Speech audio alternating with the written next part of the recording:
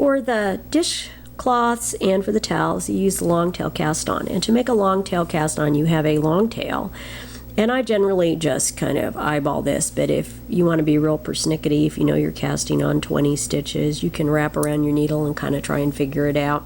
But I just always give myself a long tail so I can weave in the yarn tail at the end. And you make a slip knot. Now this is not necessary if you don't like making a slip knot and you like just wrapping your yarn around. That's perfectly okay, but a slip knot, if you haven't done this before, is probably a better way to go.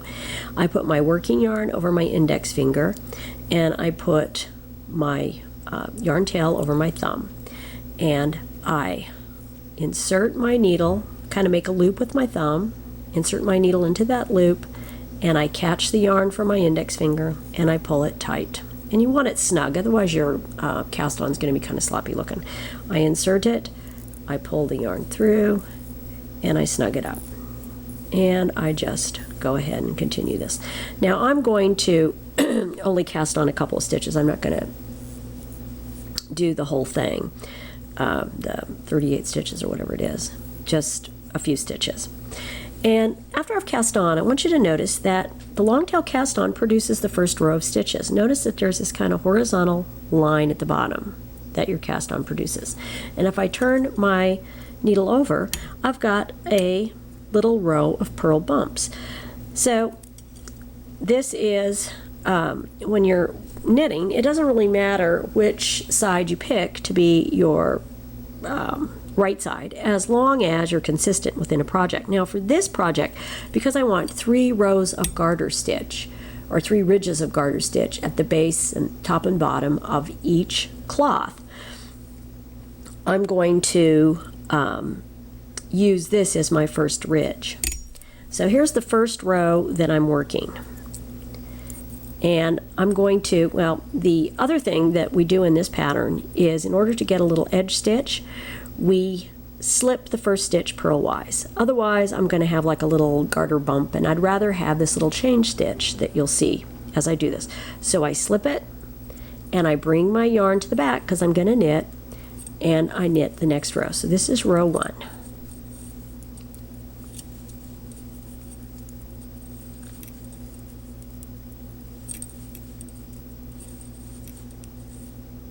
And I work the last stitch. Okay, there's row 1. And notice that nice little chain of ridge of garter stitches I've got there. And I have a ridge here as well, but I have this line down at the bottom. Now I'm going to slip this stitch, slip it purlwise, and then I'm going to bring the yarn to the back because I'm going to be knitting, and I work the next row. This is row 2.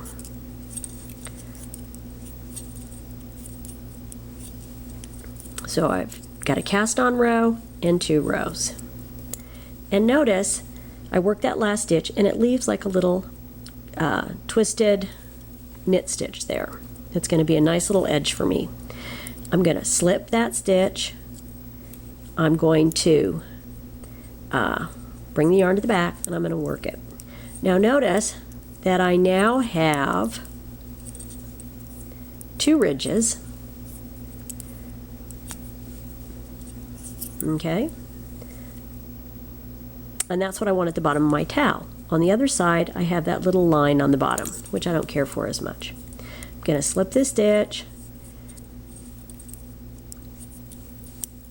come on, slip that stitch, and then I'm going to work to the end,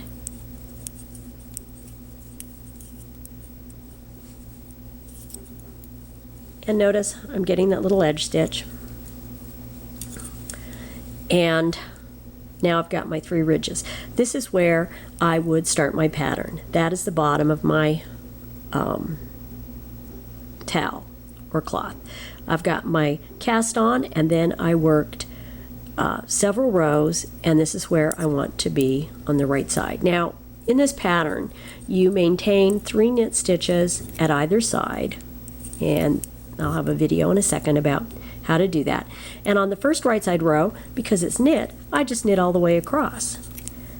Okay, just the same as I have been doing. But now it's my first pattern row, or the second pattern row, and I'm going to slip, and I'm going to knit my border, but then I purl those stitches. And I would actually be purling all the way to the end, but I'm not going to do that till I get to my border stitches where I knit. So I knit my border stitches, purl on the wrong side, and then knit. And that's going to give me the pattern that I've got.